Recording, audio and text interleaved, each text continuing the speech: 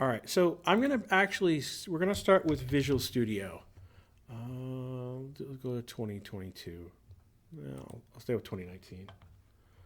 Um,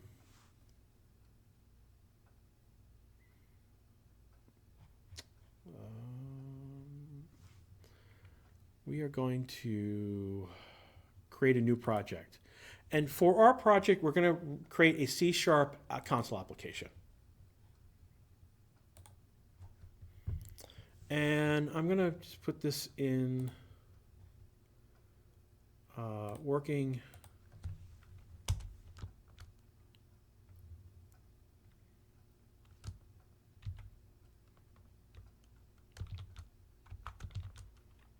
CS.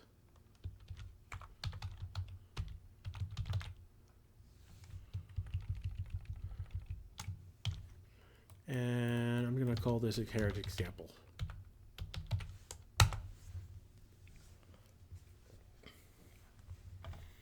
All right. So basically, for what we're doing here with C#, basically we're setting.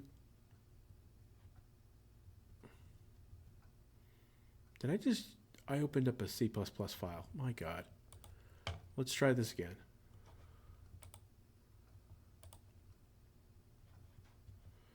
Create a new project.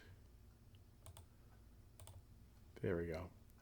Okay, we want to do a console application with C#. My God, I opened up a C++ file. Oh my God. There we go.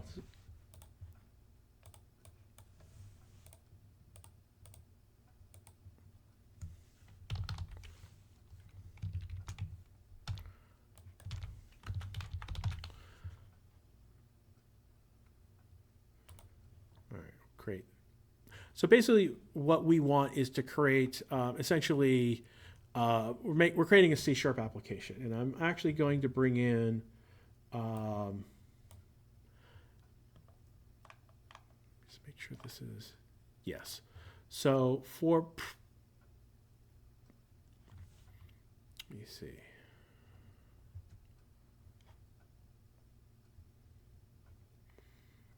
I need to.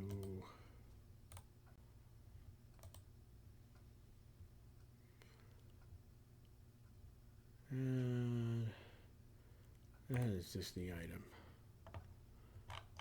So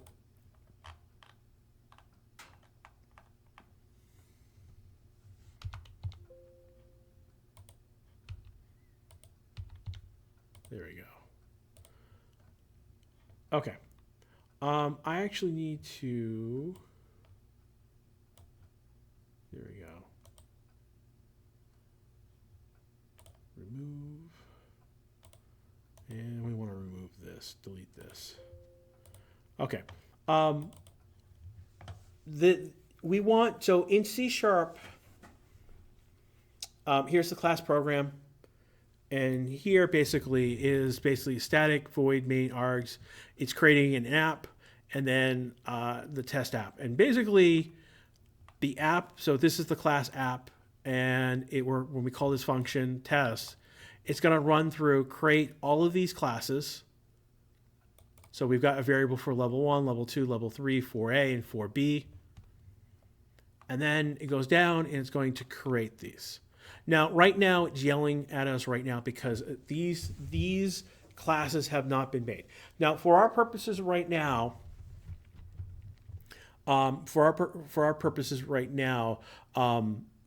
we're gonna create again a public class. Let me see. So I'm in the main space. Okay.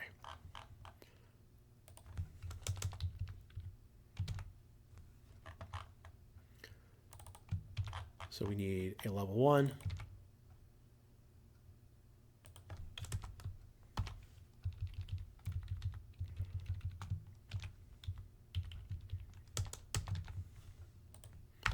A level 2. Level 3.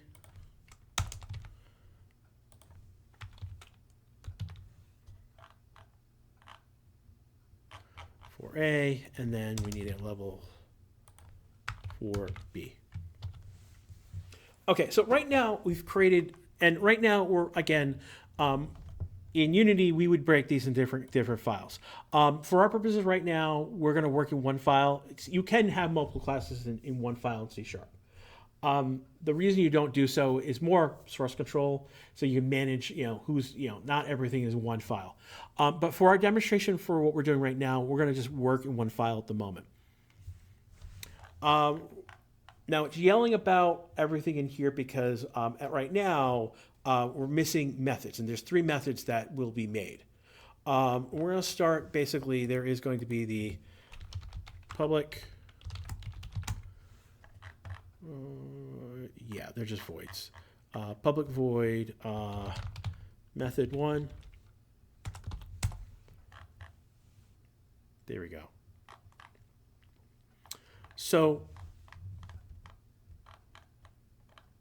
let's talk a little about inheritance. So the idea here is that we have a base class, and that base class does something. And then we have children of that classes that extend it. All right. When we talk about this relation, again, it's about relationships. A class is of a type of another class, or it has something, which could be another class or a structure or a primitive. So when we say, so here with level 1, it has this method, which we've called number 1. Down in public class number Hue, it's going to have a method. It's going to be method 2. And again, level, it's going to have method 3. Now, it's still yelling. Like, here's level 2. It has method 2, but it's yelling about method 1. And that's because the idea here is that we wanted to inherit from the class. And you've seen inheritance. Basically is use the colon, and this is going to be level 1. So now level 2 is inheriting from level 1. And let's go back to our documentation just quickly. Again, ultimately, your example is you're going to produce this. So level 1 is our base class. Level 2 is going to inherit from that. Level 3 is going to inherit from level 2. And then 4A and 4B are going to inherit from level 3. So let's again, level 1 adds a new virtual method. We'll talk about what virtual is. Level 2 is a new virtual method too. So what we mean by virtual, so public virtual void. And then we'll have level 2 virtual 3. And these are all going to be virtual. So when we say something is virtual, we're meaning that, and these are specific things with a method. We mean that this function can be overridden by one of the children. So right now we're going to connect level 3. This is going to inherit level 2. And these guys are going to, again, inherit from level 3.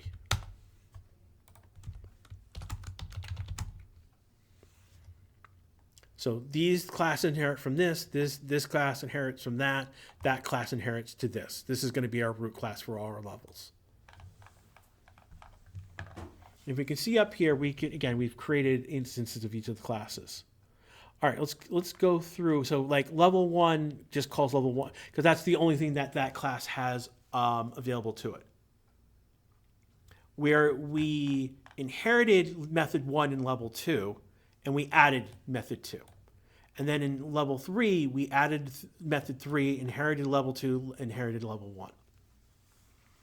So let's take a look at the output just quickly, because that basically we're just putting here we go, console write line is what we're going to be using. So if we look at the output, let's go back to, here we go. So I've given you the output as an image of what you would see in the application, but also, so basically method 1 is being called. So let's do method 2 called, method 1 called, and again we're going to grab this method 3 called.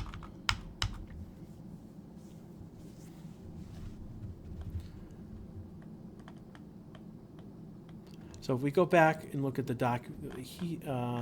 here we go. So again, we created the virtual method.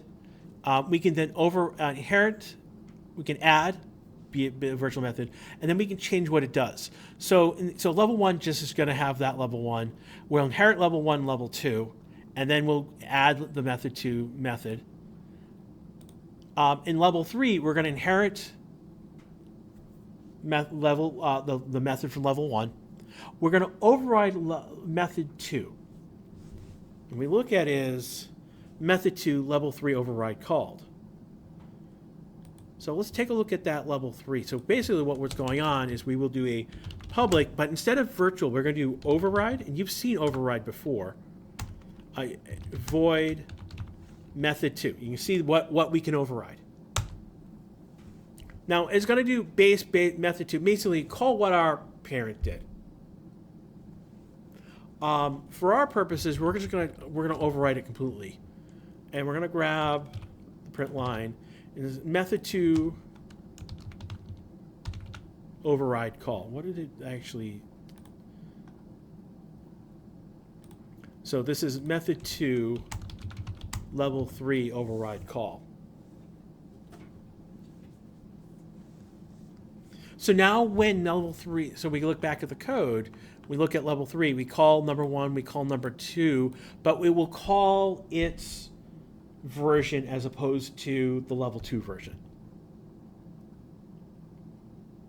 So this is what overriding. Overriding changes what a method does. And this is, the bigger topic here is called polymorphism. I've gone very fast. So I'm looking at, if you guys have questions, start throwing them right away so I can start answering them.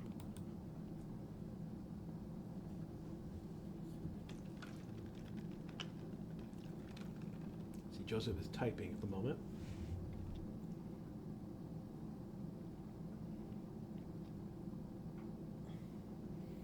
And if you want to get on your microphone, that's okay to do so at this moment.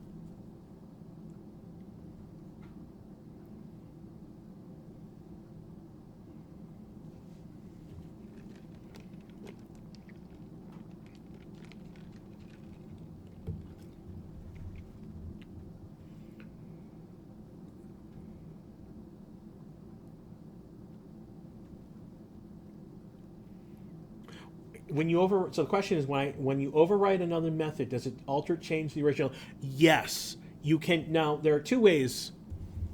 If you remember, let me go down. Let me jump into the level three because they're overriding. So we'll do a public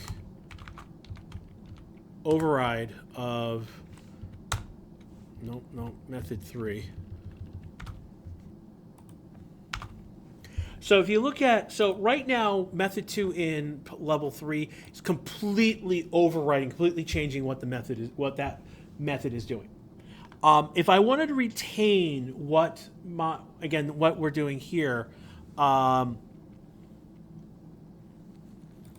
a look. And I'm going to go method three.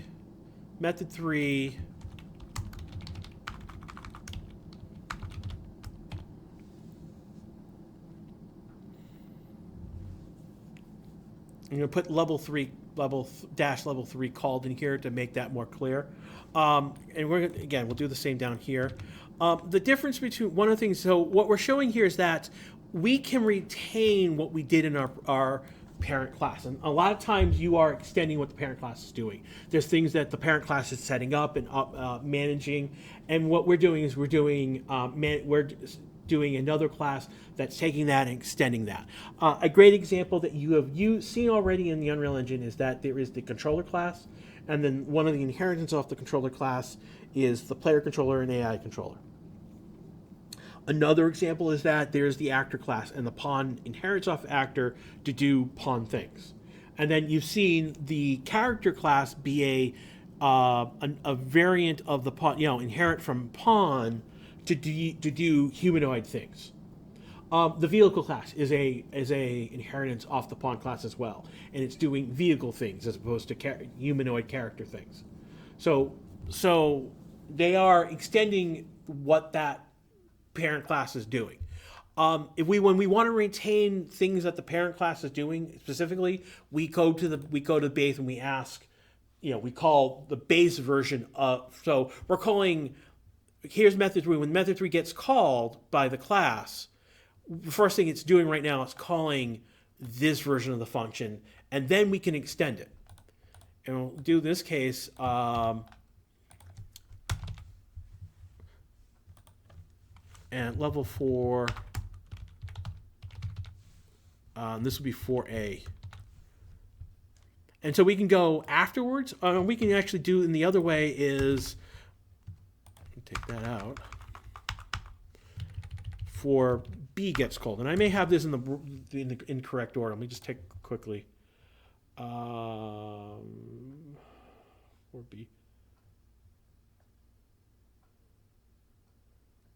Yeah, I do have it in the inverse order. So this should be.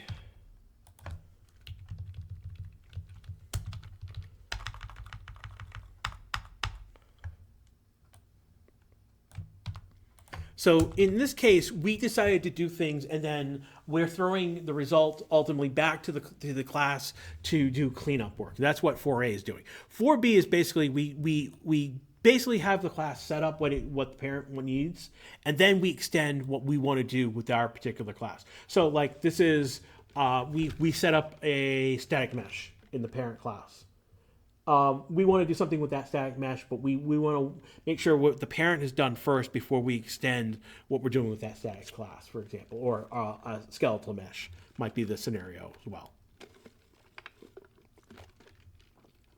I have literally shown you the answer to this week's lab.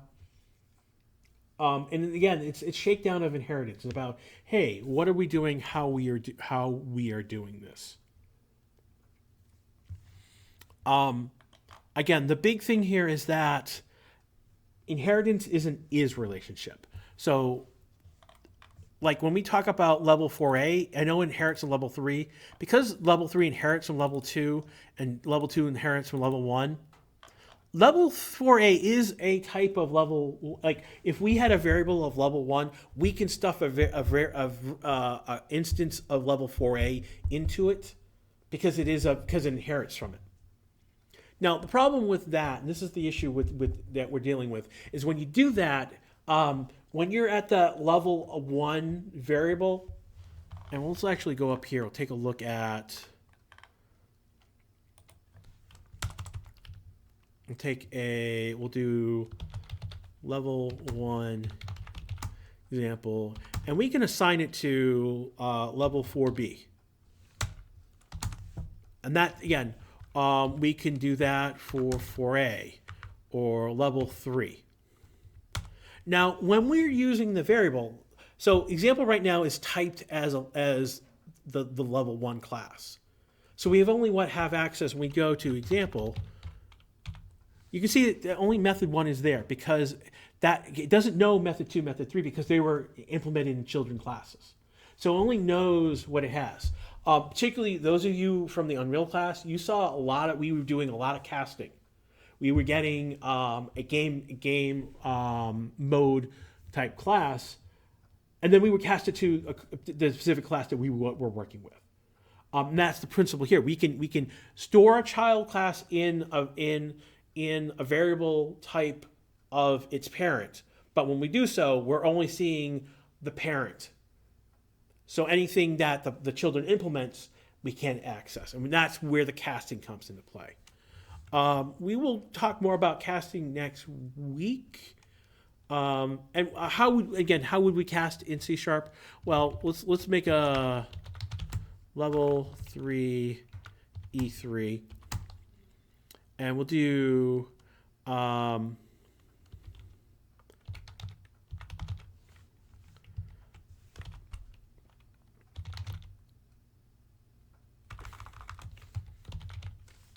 So we put level 3 in parentheses, and this is the one way to do it. And I've actually done an extra parentheses. There we go. So we put the class in parentheses in front of the variable, and that could potentially cast it. So we would say, and then here we would basically if E3 is not equal to null, 3, method 2. All right, let's now break this in a particular way. So we're going to do level 2. And we will try and cast level 2 as a type of level 3. That this will not work.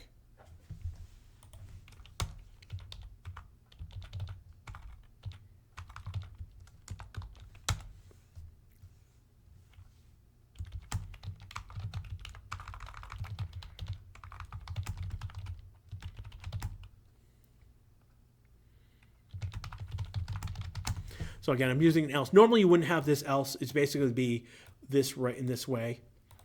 In Unity, though, I want to just remind you that when you're getting, like when we're getting components, Unity does this equal to null. If you're using a component like a script, a camera component, a component in Unity already, they have a script associated with them. So all of those components have basically, if you put the if and put the component in there, it's actually doing this equals null is assumed by Unity for our convenience. So that's why you see that, we do. Again, an object hit something. We asked was it our player, and if it was our type of player, we got the component of the player. We knew that we could do something with it. So it's doing that not equal to null comparison. So again, I'm trying to get an idea here. We're talking a little bit about casting. We're talking about these are some of the principles of this is the basic shakedown of what we are doing. The inheritance. This is the nuts and bolts.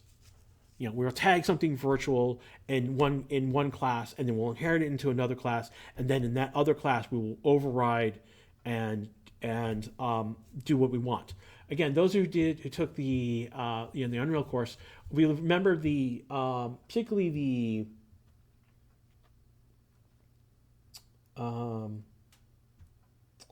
in the coin collection game, we made a parent class and we made 2 functions, and we overrid those 2 functions in Blueprint to do different things for each of the child class.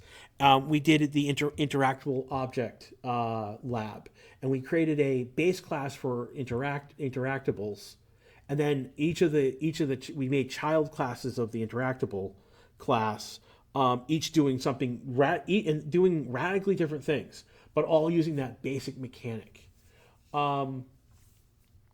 So again, that this is the override. That's you've seen it in action before.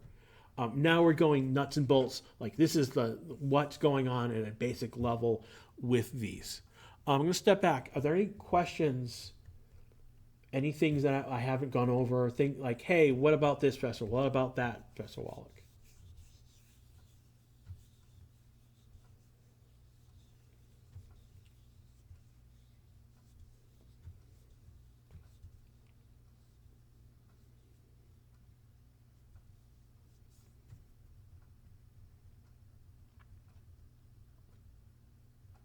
All right, so okay, so we've got a question.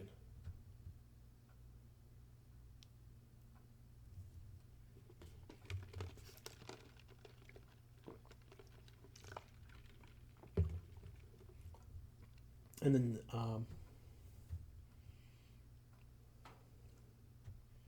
no, you've got it backwards, Nate. You want to cast from a reference of a parent. So again, example is typed at level 1, which is a parent class. We set L2 to it. What we want to do is cast from a reference from a parent class to one of the children classes.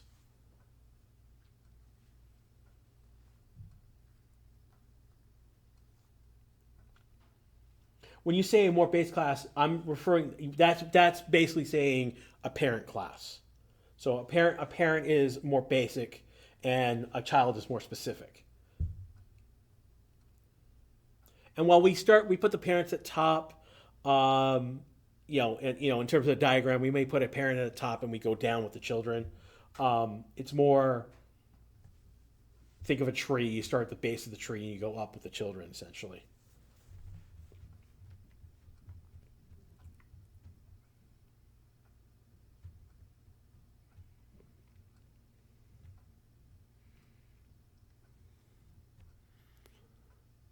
All right, so I'm going to go back over. Basically, I'm looking for an output like this. And I've shown you basically what to write, essentially. It should look like this. Some changes are going to be fine. I'm not going to be, if you put a colon instead of a dash, I'm not going to be crazy. But I like it. I should see something like this. I can see that the level 2 was overridden in level 3. I see what 4A is doing. I can see that 4A is calling its parent. Here it's calling the method 3 parent. So, all right. Let me bring this in. All right, Unity. So,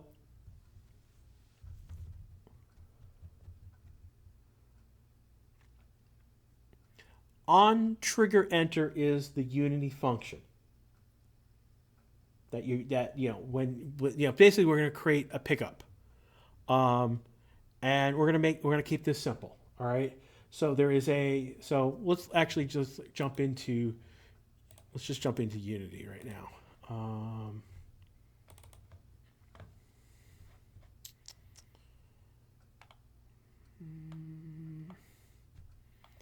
Do I have...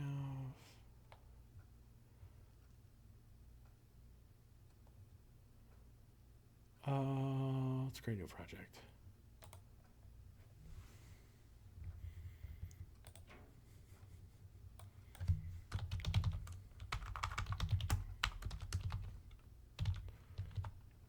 Is it 1359?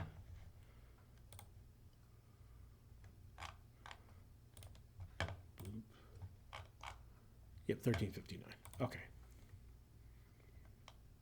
Do not connect the Unity Cloud. We'll create the project. So we'll do this from scratch. Now, for our purposes, come on, can you remember this? There we go. So how does this work in Unity? So essentially, we'll have a pickup class, so a script that will be pickup, and then we'll have pickup child 1, 2, and 3, which will do something else. Now, one of the things about something that we'll hear about is like abstract classes and concrete classes. So an abstract class basically means it's a parent class that's not fully formed. It's something is not complete. Typically, it's a function, a method that is defined as being part of the class, but not implemented. And it's intended, when you do an abstract class that way, you're forcing the children to implement that. I typically don't like that because what we do is stub code. So basically, I'll make a parent class that would be normal, that some people might make abstract. I'll keep it concrete so that I don't have to implement that in the child. I'll do stub code, or leave an empty function and not worry about it. And then I'll only worry about the overriding it in the child class to do as I see fit. All right, so I'm going to make a new folder. Let's just call it Lab 01. I'm going to save as Lab 01. And I'm going to create a new behavioral script. And this will be pickup base.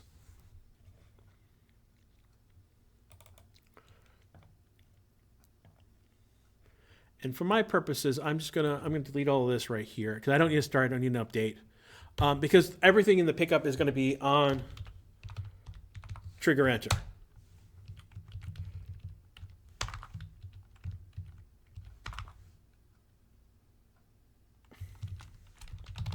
I'm just going to call it other for our purposes, collider other.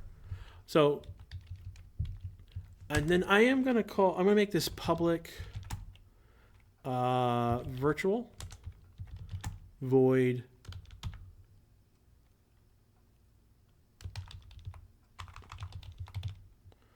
on trigger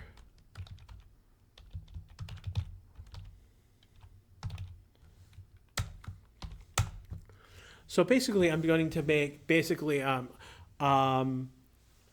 so for my purposes right now, I'm going to do debug.log enter trigger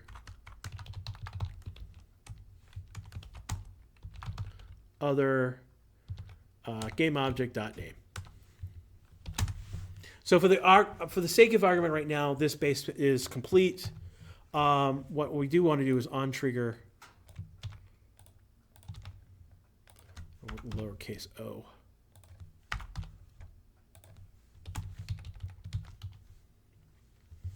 So for our purposes right now, the Unity function happens and it calls this on trigger function. And the purpose here on actually it was not just call it on. What did I'm calling it on trigger enter. So let's go back to our code. And this is going to be rename trigger entered. There we go. So the goal here, lowercase o, there we go. We'll save. Okay, so let's save this. For our purposes, we're going to create a new 3D object, a sphere. And I'm going to duplicate this. And I'm going to call this pickup base, just for the sake of argument. And this is going to be our player.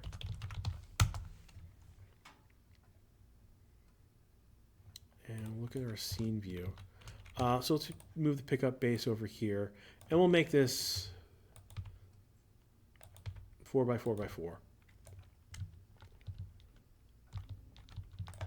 And I'm going to create a new material.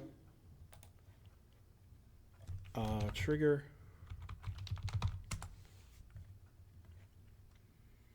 And this is going to be transparent. So I can go in and give this 128. So that we've got some bit of a transparency. Let's actually go down a little bit lower. There we go. So the goal here is that here is a trigger. We can close, turn this on as a trigger. And we'll put the pickup base here. And we'll press play. Go back to our scene view so we can just grab it. And we'll go to our console window. And I'm going to just run this through. There should have... Oh, I know what's going on. Player needs a rigid body is kinematic. And I'm just basically using is kinematic so that it's not... So that I can grab it. You can see that as I went through. And again, I'm dragging this through by hand because I don't have an actual script on here. Ideally, really, what we really should do is actually create a new, just a player, which is player controller.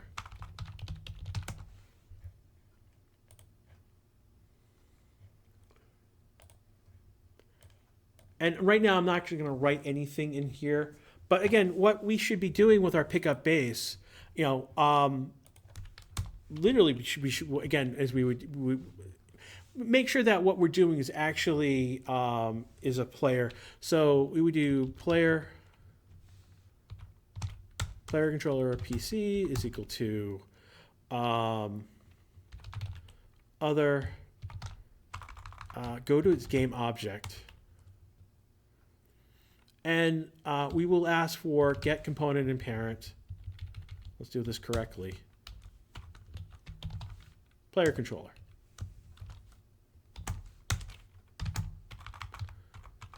If we have a player controller,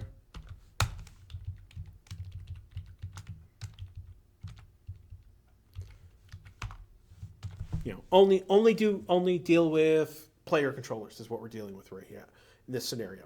And this allows us to be, allows us to go and say, hey, rather than dealing with the collider, we can actually say down here, player controller. And we'll pass PC. So we'll ask, hey, let's get its object name.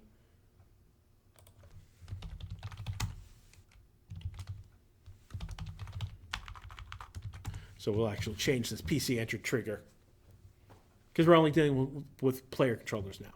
And this is something that, as you will refactor work, you'll change things as we go on.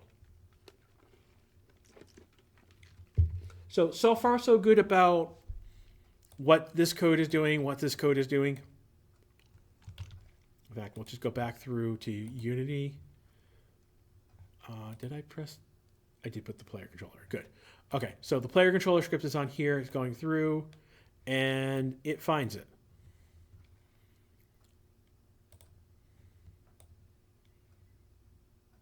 So each time it goes through.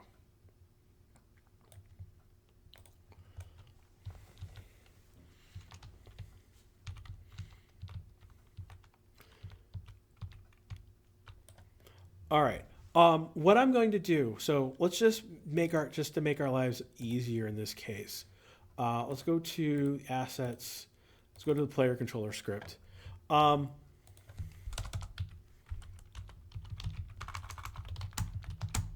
void move speed is equal to 1.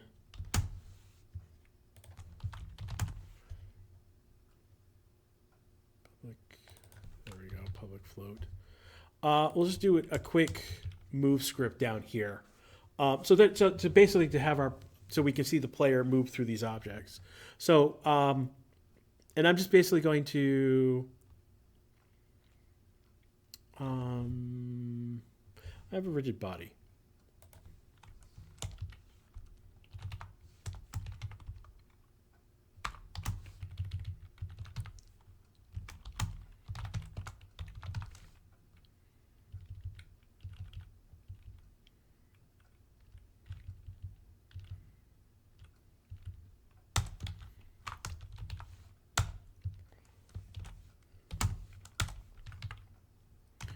RB dot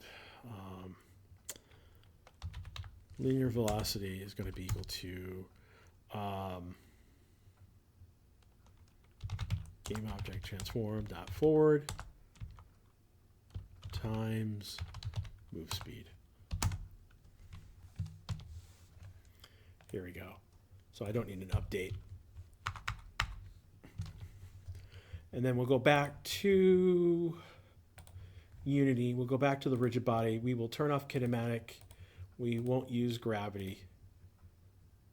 We'll press play. Let's see how this goes.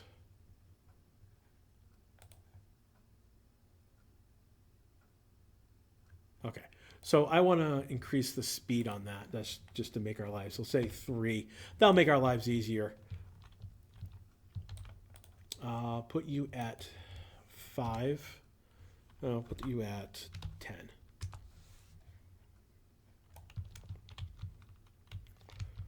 All right. So I'm going to spread these out.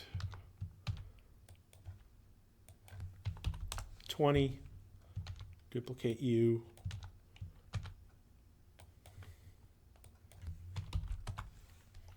30. And should really grab the camera.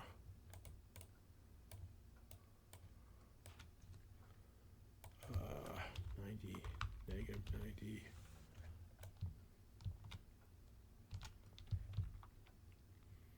And I should make one more.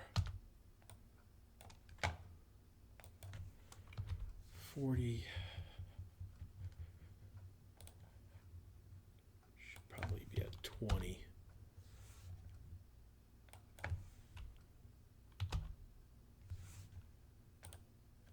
Okay, there we go. So here we can see them all. I'm gonna just make the camera a solid color, and we'll make this black and make our lives easier. So as we see, We'll make it orthographic.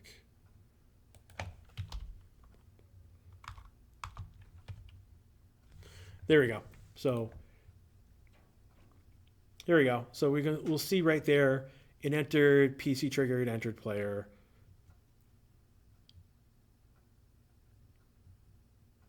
And it's repeating each of them. So we're seeing the same message as it goes to each one of these triggers. What we're going to do now is we're going to go back. Let's go back to our project. We're going to create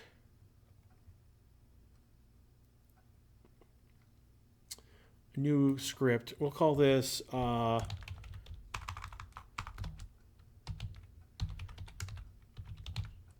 pick up child 1.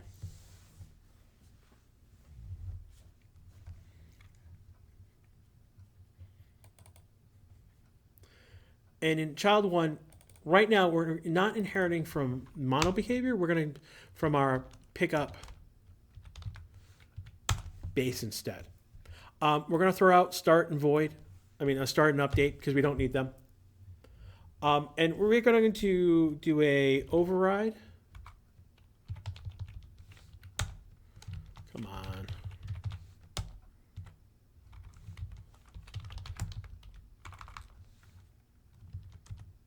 And it's going to, again, it shows us what we can override. There's an equals. Does this object equal this? Hash code, toString. And then there's the trigger enters, what we defined in the pickup base. So public override void, trigger enter, player controller other. And it's going to call, the parent. We'll leave that for right now. But the idea is that the parent, again, here's the pickup base. Basically, PC entered enter trigger, and then this is the name of the object. For this, basically, I'm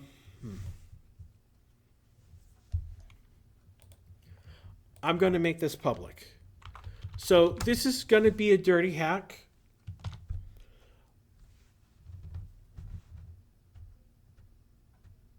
I'm going to, in the child, I'm going to go rigid.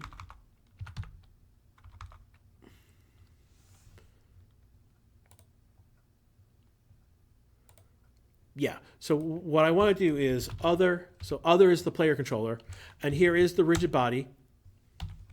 We'll do linear velocity. Is multiply that by 1.5. There we go. So we'll go. So we set it to 3. Let's go back. Let's go back to Unity.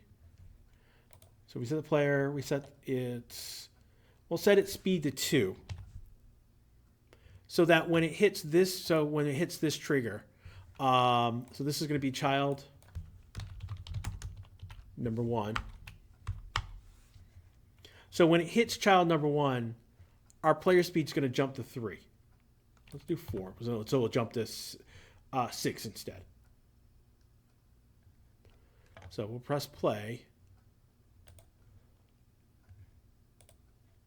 So hit the first trigger. And why did move speed go? Did I not save it? And I didn't save the script. There we go. So let's go back. Let's go look child number 1. And I still have the base script on, so we're going to remove that component. We'll put the child script here instead. And now when I do this, we can look up the player. So it goes, and you can see.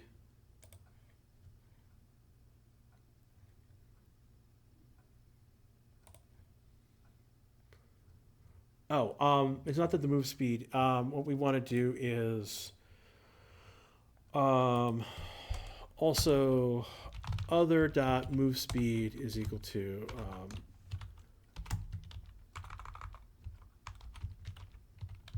there we go.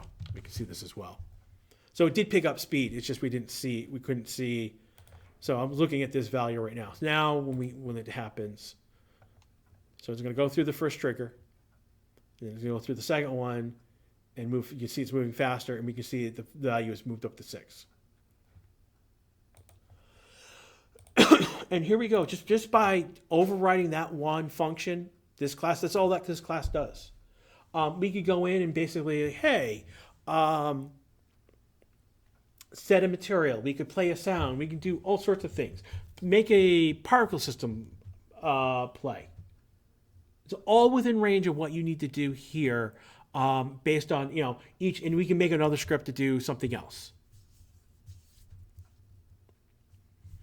And this is the base. This is going to be one of the things that we're going to be doing over and over with this class. We're going to be using hierarchies, and we're building hierarchies for what we want.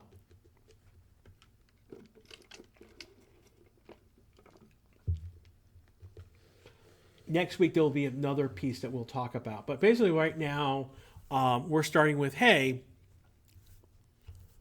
again, one of the things we said, when we have triggered entered, we're only dealing with other player controllers. Yeah, we only want to deal with this system only works with considers of player controllers. And that's a question that we'll be asking, what are we doing, how are we doing it, why we are doing this. So this is your second part of your assignment. Again, create a Symphony project. We want to pick up bases also. You want to add trigger entered, on trigger enter. This is the Unity. And you'll create 3 that each child will do different. Create 3 prefabs using the child basis. Create a simple test. Have trigger and return Boolean. Uses Boolean control if the game object is destroyed on trigger enter. Pickup class. So one of the things, let me see.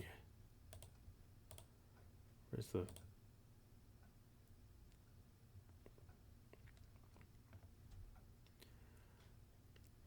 So one of the things, what we're saying is rather than, let's go back to our Visual Studio quickly. What we're saying is this is not triggered override void, but a trigger override bool. So we'll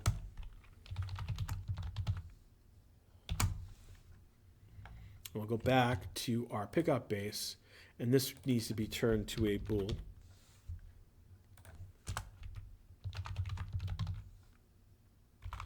Do return true.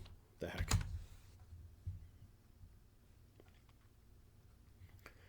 So if triggered entered, and then one of the things that we can do then ask if there's a bool.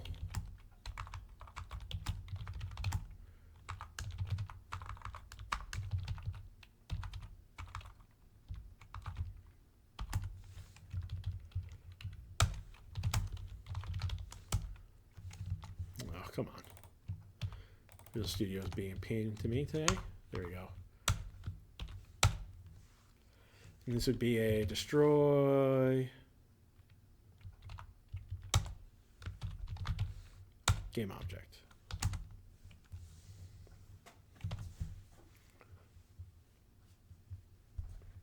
Let's go back and we'll press play, and you'll see that it did destroy that. Now, it won't destroy the second one because we told it false, but it's going to destroy these 2 because the base is still there. So we got a way to destroy that. The other way that we could do this is also the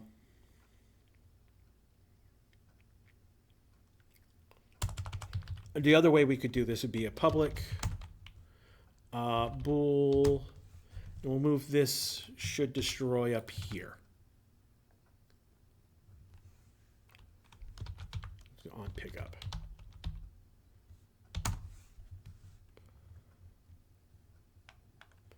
And then we should, again, just return. Actually, if we were going to go in this direction, I actually would not make this return bool. And just, actually, let's just do,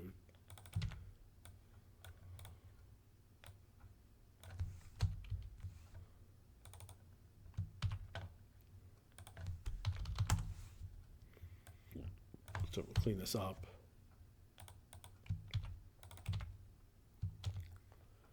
I'll set this to true.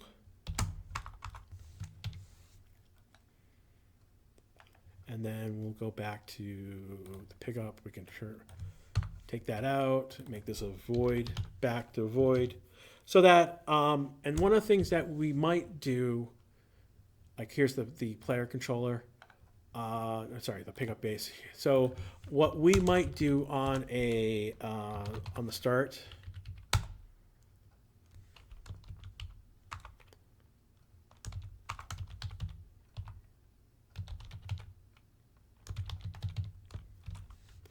might say do initialize class will be a public. So there would be actually we wouldn't, so yeah, we do a public, actually this might be protected. Virtual void.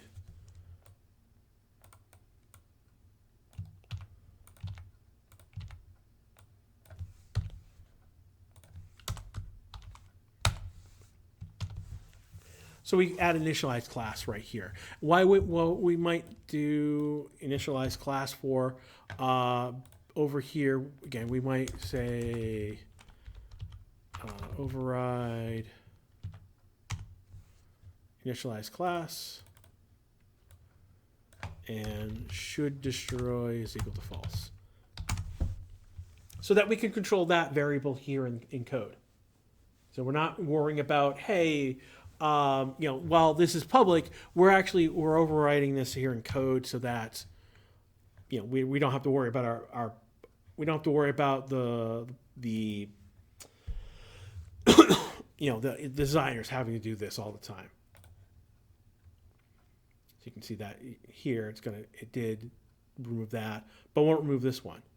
But it will remove these two because again, they're the base. So I've thrown a lot of code at you. I've thrown a lot of different things. Just trying to see how long I've gone.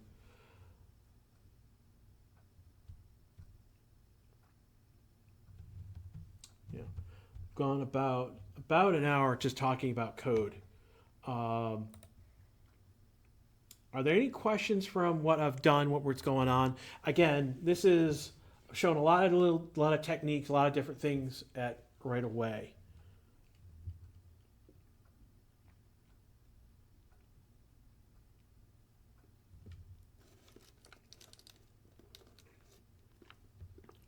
And I've shown a lot of extra things, the things that are not a part of your assignment as well.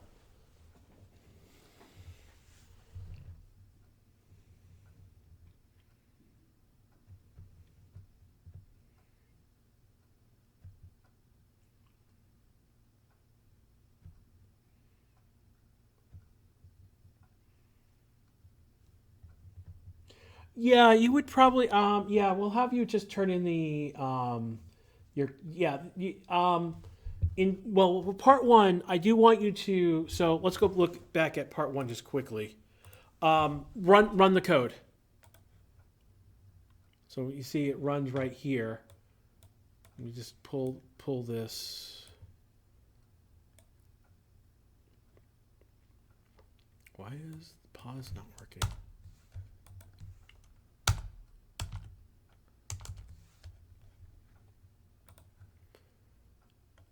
Let's see. Let me comment out this code for one moment. Let's go back and we'll run it. There we go. So basically, for your benefit, I would like to see you grab this and show me the output of your code. This is all recorded. It will be posted on the YouTube channel. So for part one, it's not just the C# file, it's also this output. I would like to see this as well. For the second part of the code, I'd like to see the class files. Definitely at some point, I would like to see you demonstrate it. But again, we're not fully online, so don't worry about that at the moment. If you're going to do recording, go get OBS and record your computer using OBS. That's how I'm recording things, by the way. So you can actually you can write these classes in test application. I want to see the output file as well. And then for part 2, show me this I want the pickup base, the child. And for the sake of argument, deal with a player controller. You know, write a basic, simple player controller class for our purposes.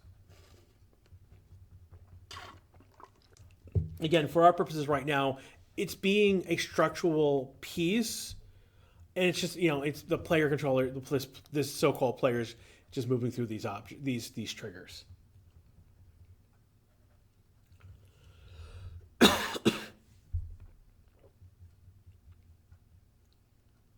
Any other questions?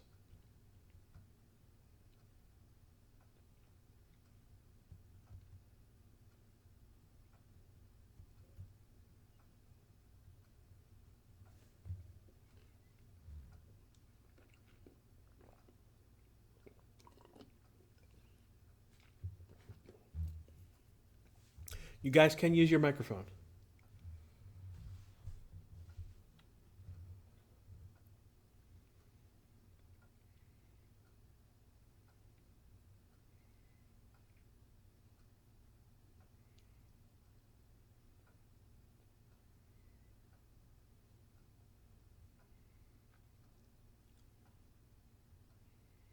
Do we have any other questions before?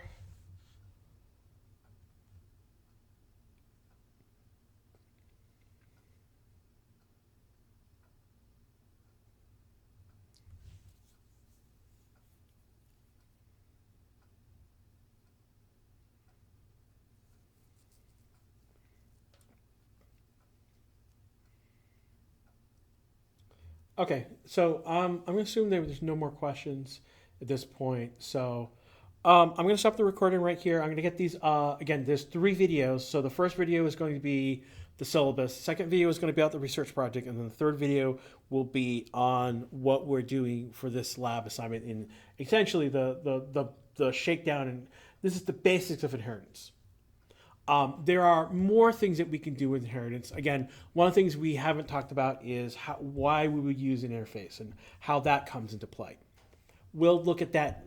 We'll look at that next week. That will be part of our C# fundamentals inheritance fundamental piece. We'll look at, you know, how we would implement something this way versus something the other way, and you know, we'll look at inheritance example, pure inheritance, interface example, and then one that blends both at the same time, and it's possible. So we'll talk about that next week. This week, right now, just trying to get you guys to think about the basics of inheritance and how we can use that. All right, I'm going to end the video right now.